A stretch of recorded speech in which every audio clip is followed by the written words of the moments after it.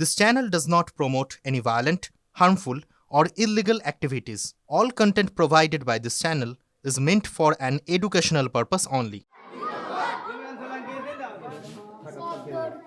ছবিতে যে পতাকা দেখলেন জানেন সেটা কাদের? অল ইন্ডিয়া মজলিস এ ইত্তেহাদুল মুসলিমিন। যারা রাজনৈতিক চর্চা করেন তারা বাদ দিলে অনেক বাঙালি হয়তো এই রাজনৈতিক দলটার নামই জানেন না। অথচ সন্ধে নামলেই বাংলার গ্রামে গ্রামে পৌঁছে যাচ্ছে ওরা। বাংলার ঘরে ঘরে ঢুকে সুখ দুঃখের খবর নিচ্ছে নিজামের শহরের রাজনৈতিক দল।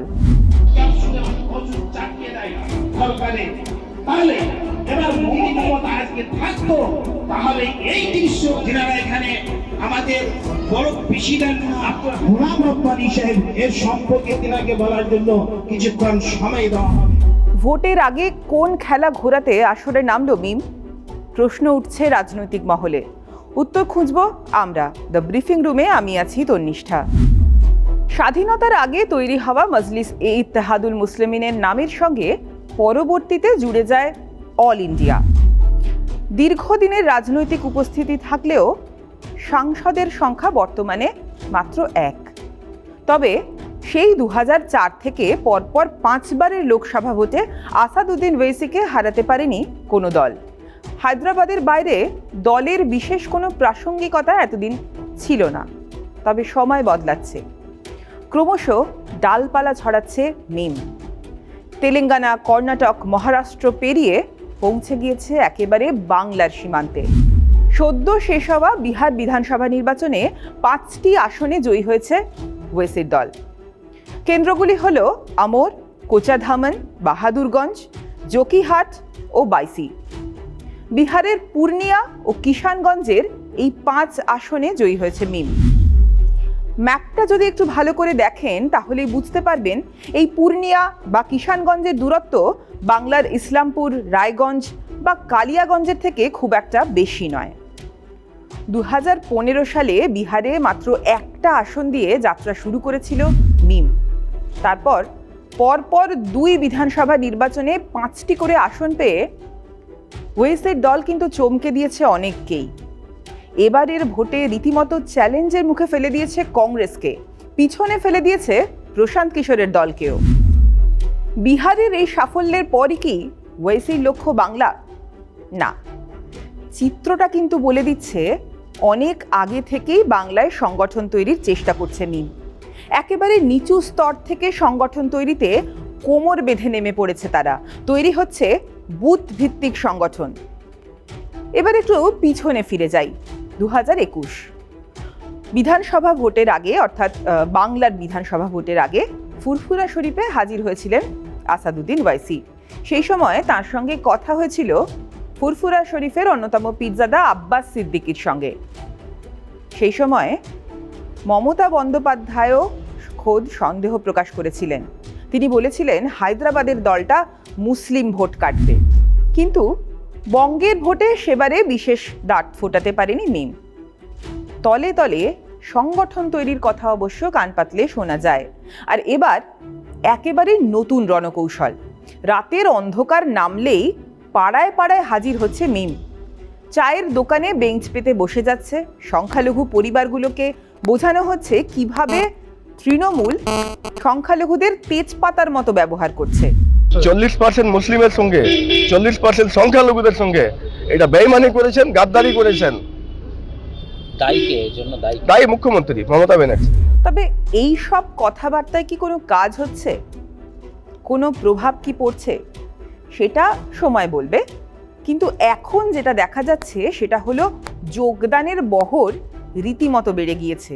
জেলায় জেলায় বিভিন্ন দলের কর্মীরা মিমে যোগদান করছেন।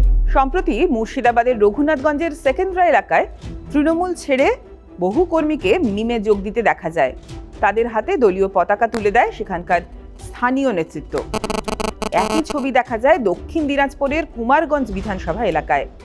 সিপিএম এবং তৃণমূল এই দুটো দল ছেড়েই সেখানে মিমে যোগদান করেন অনেকে।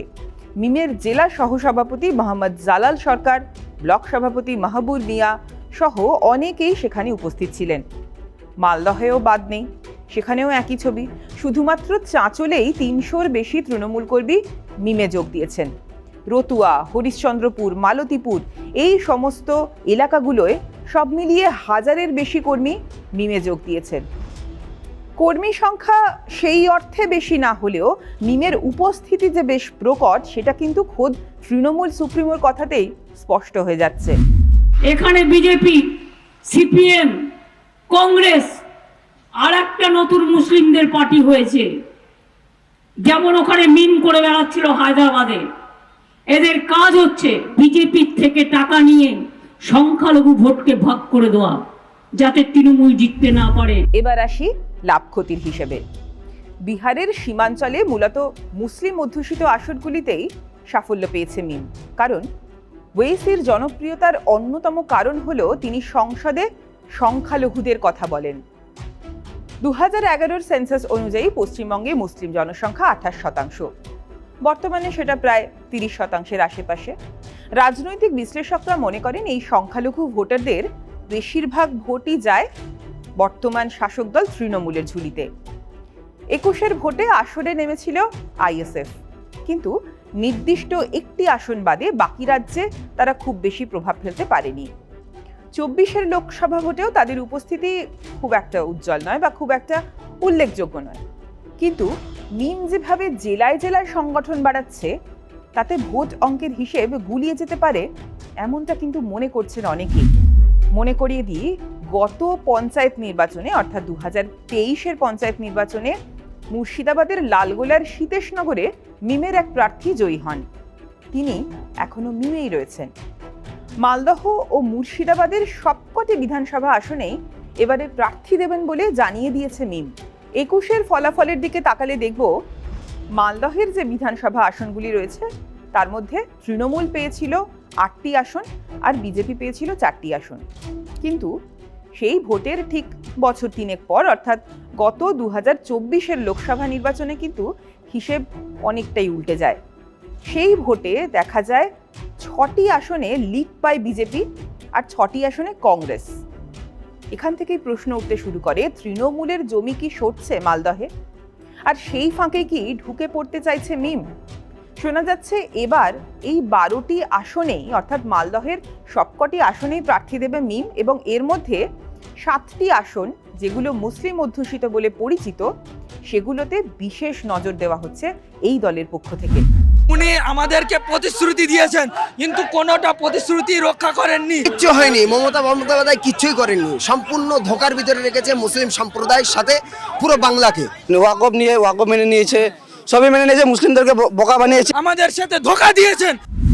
আর মালদহের পর যদি মুর্শিদাবাদের দিকে তাকাই, সেখানে দেখব ইতিমধ্যেই কিন্তু অন্য হিসেব নিকেশ শুরু হয়ে গিয়েছে।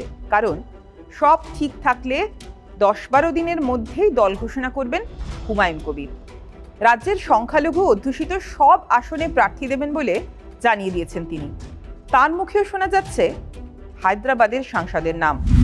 আমার নতুন দল তো রেডি আছে, 22 তারিখে ওপেন করব এবং ওয়াইসি সাহেবের সঙ্গে জোট করব।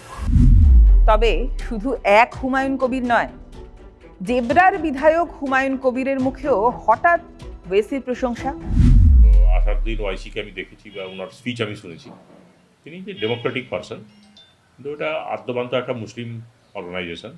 তুমি একটু ব্যারিস্টার মানুষ, ভালো বক্তব্য রাখেন, তার একটা কারিশমা আছে। দুই জেলাকে সামনে রেখে মিম মূলত ঘুঁটি সাজাচ্ছে ঠিকই, কিন্তু নেতাদের কথা শুনে মনে হচ্ছে গোটা বাংলা নিয়ে হোমওয়ার্কটা সেরে ফেলেছেন তারা।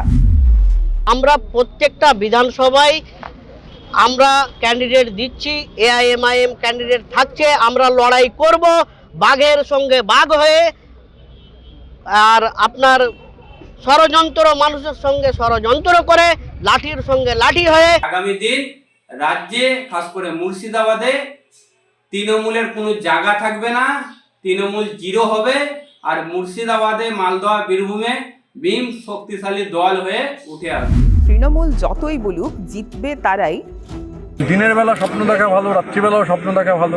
কোন সময়ে স্বপ্ন থেকে বলতে পারবো না। মুর্শিদাবাদে সমস্ত সিটেই তৃণমূল জিতবেন আর হুমায়ুন কবিরদের জামানত জব্দ হবে যদি দাঁড়ান। স্থানীয় নেতাদের কথায় কিন্তু স্পষ্ট যে ওয়েসি অনেকটাই মাথা ব্যথা বাড়িয়ে দিয়েছেন। বিজেপির সাথে হাত মিলিয়ে রাতের অন্ধকারে গোপন আস্তানায় মিটিং করে ঠিক করছো মালদার বুক থেকে আবার তৃণমূলকে মুছে দিবে। যে মাথার খুলির ভিতরে এই ধরনের চিন্তা ভাবনা হয় সেই খুলিটাকে ভেঙে চুরমার করে দেবে তৃণমূল কংগ্রেস মালদা জেলা কমিটি। তৃণমূলের ভোট মিম কাটতে পারে এমনটাই আশঙ্কা, কিন্তু বিজেপির ক্ষেত্রে কি প্রভাব পড়ছে? বিজেপি নেতারা বিষয়টাকে কিভাবে দেখছেন?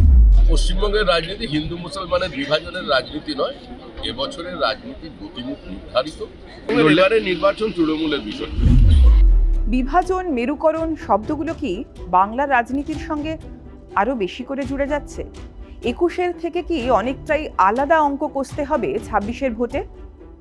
কারো বি টিম, নাকি সবটাই ভোট কাটার অঙ্ক? সবটাই সময় বলবে। বিধানসভা ভোটের সমস্ত খবরে নজর রাখতে চোখ রাখুন TV9 বাংলা ডিজিটালে।